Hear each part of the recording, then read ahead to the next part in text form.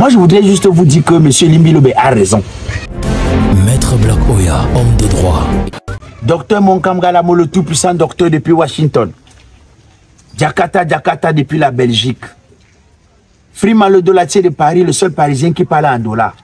En effet, je fais cette vidéo pour parler à ceux qui estiment que les déclarations de Elimbi Lobé sur une chaîne de télévision concernant M. Ernest Ouandjé sont inacceptables, insupportables, pas du tout hygiéniques pour un pays sérieux, pour un pays qui se veut un pays de paix, sinon un pays en pleine construction de la paix. Moi, je voudrais juste vous dire que M. Elimbi Lobé a raison. En fait, il a raison de dire ce qu'il dit dans ce pays parce qu'il sait qu'on ne lui fera rien. Parce qu'il sait qu'il est dans le rôle qu'il joue avec ces gens-là. Moi, souvent, quand je vais me permettre de dire que en réalité, les gens comme Elimbi Lobé ne font que les choses qui leur ont été recommandées. On va dire que, oh, tu as quel argument pour dire ça? Parce que j'ai toujours dit que nous sommes dans un pays qui est réglementé. Nous sommes dans un pays avec les lois. Nous sommes dans un pays avec une éducation civique. En fait, nous sommes dans un pays qui est dirigé en réalité. Même si on a souvent l'impression que, bon, voilà. Et si les dirigeants du pays, après une telle déclaration, c'est-à-dire que c'est vous-même qui dirigez le pays, qui avez pris sur vous de dire que Ernest Ouandjé n'est pas un maquisard comme il était appelé par le passé. Il n'est pas un bandit, il n'est pas un brigand, mais il est un nationaliste. Il est, comment est-ce qu'on a dit ça? Comment est-ce qu'on dit ça? Il est un combattant de la liberté.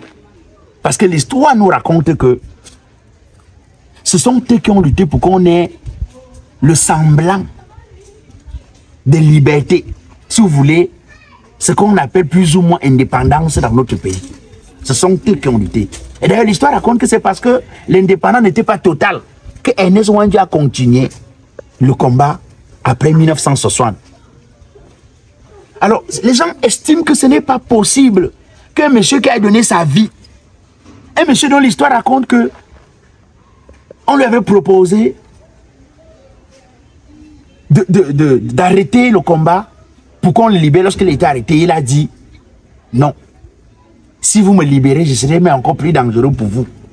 L'histoire raconte que le jour où il devait être exécuté, on lui a proposé d'attacher ses yeux avant un foulard afin qu'il ne voit pas sa mort, son exécution. Il a dit non, je veux assumer mon combat.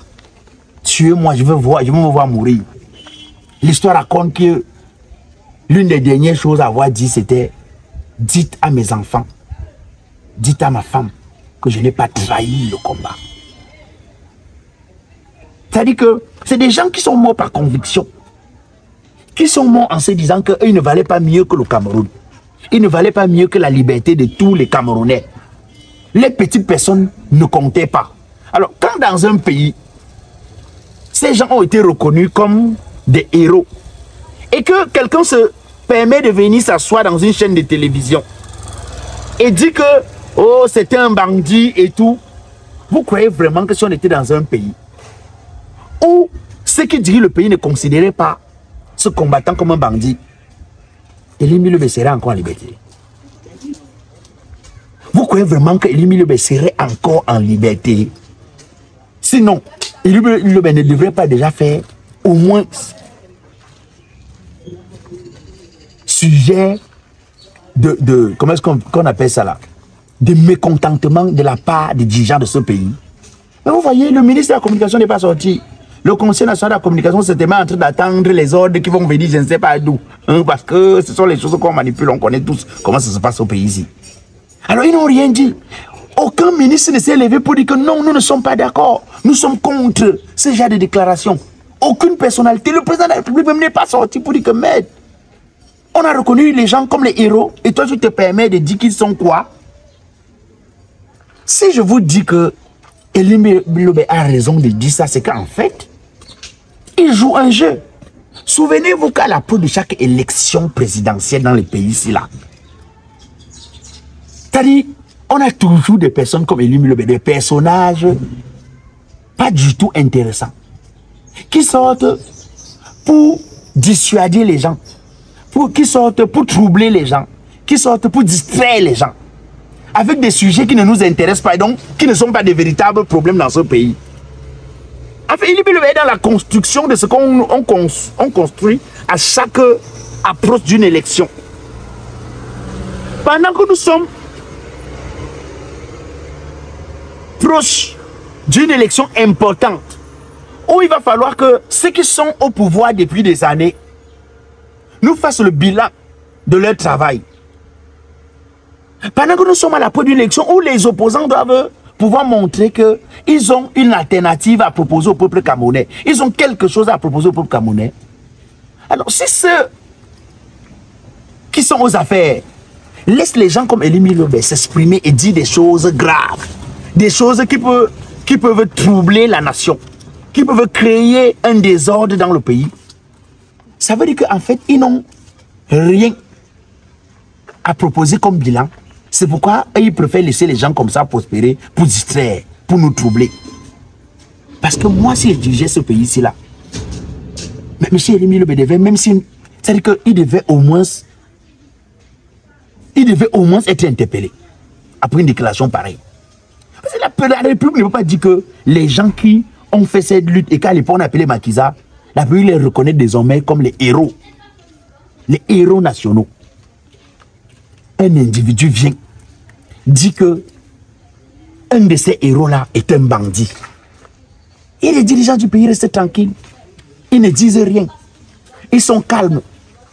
J'ai souvent comme impression, parce que souvent à l'école, même quand nous étions à l'école, quand un élève savait qu'il n'avait pas la compétence, il avait dit qu'il n'avait pas retenu la leçon, la meilleure façon pour lui, c'était de troubler la salle, de créer un désordre en salle, afin de ne pas pouvoir présenter son devoir, présenter son travail. J'ai l'impression que c'est ce qui est en train d'être fait. J'ai l'impression que ceux qui sont aux affaires acceptent qu'il y ait ce petit désordre-là, acceptent qu'il y ait ce petit trouble-là, cette dissuasion, pour nous dissuader, pour nous éloigner de l'objectif.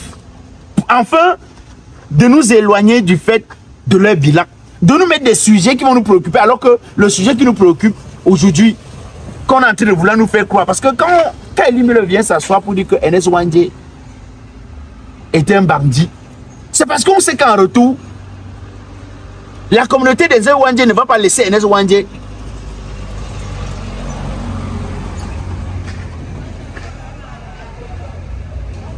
en effet. Lorsqu'on dit que, en effet, lorsque Elie Lobé vient dire que Ernest Ouandjé est un bandit, et que les autorités ne disent rien ou ne font rien, c'est parce que ces autorités-là savent que la communauté d'Ernest Ouandjé ne va pas laisser que la mémoire d'Ernest Ouandjé soit profanée. Et donc, on va ramener là un système de tribalisme pour dire que vous voyez, non, ce sont ses frères qui défendent. Et donc, ça va nous créer des problèmes de tribalisme, les choses qu'on met pour nous distraire, les choses qu'on utilise pour nous éloigner des vrais problèmes. Parce que nous sommes à l'approche d'une élection, et je vous ai dit, nous sommes à l'approche d'une élection. Tout sera fait pour nous éloigner de l'objectif. Un Camerounais sérieux, lucide, un Camerounais honnête a une seule chose à faire. Sinon deux. La première des choses, c'est de se retourner vers le pouvoir et demander au pouvoir après 43 ans. Est-ce que vous êtes fiers de ce que vous avez fait de ce pays? Est-ce que vous êtes fiers de ne pas pouvoir donner l'eau aux Camerounais, de ne pas pouvoir garantir l'électricité aux Camerounais, de ne pas pouvoir garantir l'école dans de bonnes conditions, parce que tous les jours les grèves dans les écoles aux Camerounais? Est-ce que vous êtes fiers de ne pas pouvoir garantir la sécurité aux Camerounais? Est-ce que vous êtes fiers de ne pas pouvoir garantir aux Camerounais la paix? Et se retourner vers l'opposition et demander à l'opposition, qu'est-ce que vous nous proposez comme alternative? C'est-à-dire, un Camerounais honnête, sérieux aujourd'hui, il demande au pouvoir, es-tu fier de ce que tu as fait de ce pays en 43 ans? Et se retourne vers l'opposition, que nous proposes-tu? C'est comme ça. On n'a pas besoin, parce que les sujets de tribalisme vont nous distraire, nous éloigner de l'objectif. Non, non, non, non, personne ne va me troubler. Personne ne va m'éloigner de l'objectif. Il va falloir que chaque Camerounais reste dans son coin et se pose la question. Pourquoi une telle chose? Souvent, pour moins que ça, le Conseil national de la communication sort, sanctionne les gens. Comment une telle déclaration qui peut mettre le pays à faire ça peut être impunie? C'est-à-dire qu'une déclaration pareille laisse les dirigeants dans la tranquillité. C'est qu'il y a un problème. Non, c'est qu'il y a un problème. Comment est-ce qu'un monsieur peut dire une telle chose? Et on continue d'inviter sur les chaînes de télévision. Hein? Au moins, la première des choses aurait été même de sanctionner ce monsieur pour qu'il ne passe plus sur les chaînes de télévision. Mais non. Il continue sa vie tranquillement. Il continue d'aller sur les médias, sortir ce genre de déclarations. Et c'est pas aujourd'hui. Pourquoi ça ne nous arrive qu'à la veille de chaque élection? Est-ce que c'est une stratégie pour davantage diviser les Camerounais à la veille de chaque élection? Est-ce que c'est une stratégie pour davantage éloigner les Camerounais à la veille de chaque élection? Nous avons eu une situation dans le sud, à Meyo. Nous avons une situation dans le sud, à Meyo, où, après la mort d'un Camerounais, certaines personnes ont estimé qu'ils étaient des autochtones et que ça venait certainement des halogènes et qu'il fallait que ces halogènes rentrent chez eux. On a eu une casse incroyable. Je m'attendais à ce que les autorités de ce pays, ceux qui sont aux affaires, fassent des sorties pour dire non, c'est inacceptable. Je m'attendais à ce que l'on envoie la police là-bas, traquer, arrêter, sanctionner ceux qui se sont permis de faire ce genre de choses. Non.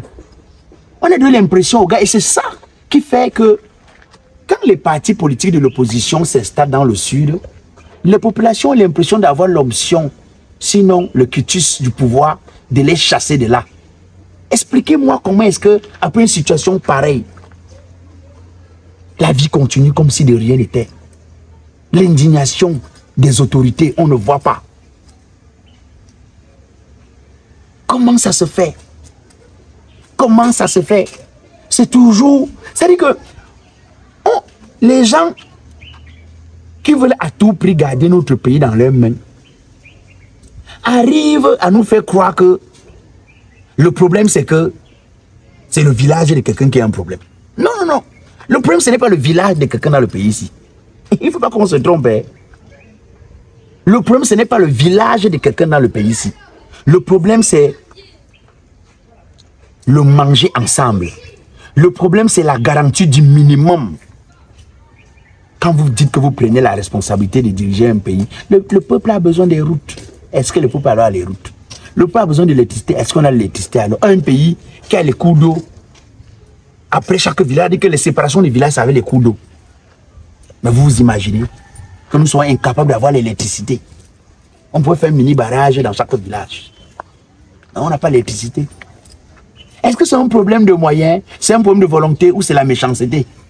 J'ai l'impression que c'est la méchanceté. J'ai l'impression que c'est la méchanceté. Donc on va nous éloigner. Je t'ai dit qu'on va utiliser les gens comme Élie Lebert pour nous éloigner, pour nous pousser à faire des débats sur des choses qui ne sont pas utiles. Les gars, nous devons rester objectifs, fuck off. Moi j'ai souffert. Je suis né, j'ai trouvé le système-ci. J'ai souffert dedans. Les gens m'ont raconté les souffrances avant moi. Est-ce que nous devons laisser la même souffrance à nos enfants? Ça, c'est la question. Est-ce que nous devons accepter que les futurs, les gens qui arrivent après nous, là, parce que nous-mêmes, là, nous sommes comme là, on est encore jeunes, on est à vieillir, on ne sait même plus. Est-ce que nous devons accepter que ceux qui vont venir, là, que nos enfants nous accouchons, qu'ils viennent aussi hériter la même souffrance? Je crois que s'il y a un seul combat à faire, s'il y a une seule lutte à faire, c'est de lutter à avoir un Cameroun prospère, d'avoir un Cameroun bien, vivable, un Cameroun où les énergies sont libérées, un Cameroun où il y a des opportunités, un Cameroun lorsque quelqu'un se forme à un métier, il peut travailler. Un Cameroun où on ne laisse pas la tolérance administrative parce qu'on veut conserver à tout prix le pouvoir. C'est-à-dire qu'on dit que non, mais ils peuvent vendre sur la route, non. Ils peuvent vendre sur le trottoir, non. Ils peuvent vendre sur la chaussée, non. Mais à condition qu'ils nous laissent où nous sommes, qu'ils nous laissent dans notre pouvoir, qu'ils nous laissent au pouvoir, non. On voudrait un Cameroun où les Camerounais seront libres, auront les moyens, n'auront pas peur de faire un choix. À chaque fois que je fais une vidéo comme ça, j'ai au moins 400 messages dans mon eBay. Ah, Black Oya, tu es ceux qui ne vont pas te tuer. Mais ils ont tué, je ne sais pas, les gens sont morts. Les gens sont morts. Ce pays ne continue pas d'exister. Avant moi, il y a des gens qui parlaient plus que moi, non. Ils sont morts, non. Après moi, il y aura d'autres personnes. Donc, c'est-à-dire que si les gens arrivent à avoir peur lorsque tu ouvres ta bouche dans ce pays, c'est qu'il y a un problème. Après, on dit qu'il y a la liberté. Non, il vous a dit qu'il n'y a pas la liberté d'expression dans ce pays. Il y a la liberté de bavarder. Le bavardage, c'est comme le bruit. On entend pas ce que tu dis. Mais quand tu parles dans un pays, c'est ça. Donc, M. Elimbi Lobé, depuis des années, au lieu qu'il s'attaque à un problème foncier qui est sérieux, parce que le problème foncier touche tous les Camerounais, il s'attaque à une communauté au Bamileke. Et on le laisse circuler en paix, personne ne l'interpelle, personne ne lui dit rien. Il vient maintenant parler des Rwandais, ça vous surprend comment? Mais il est toujours dans la continuité de ce qu'il a commencé depuis.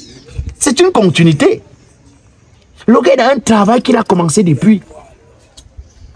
Et vous savez, souvent quand on vous confie un travail, si vous ne le faites pas, si vous touchez, vous tapez comme ça ne donne pas, on vous dit non, tapez encore plus fort. Vous savez très bien qu'en touchant Ernest Ouandjé, ça allait, même si c'est comment, susciter l'attention des Camerounais. Ça allait pousser tous les Camerounais à intervenir, à réagir. Parce que souvent, lorsqu'il parlait seulement de Kamto, il parlait seulement de Bamileke, bon, c'est vague. Il parle de Kamto, on dit, ah, c'est un homme politique. Vous êtes sur le champ politique, on vous laisse.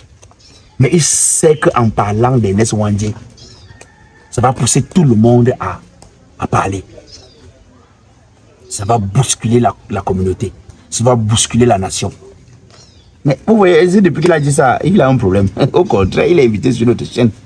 Il est encore invité. Quand j'ai l'habitude de vous dire, on n'est pas pressé. C'est un pas après un autre. Doucement, doucement.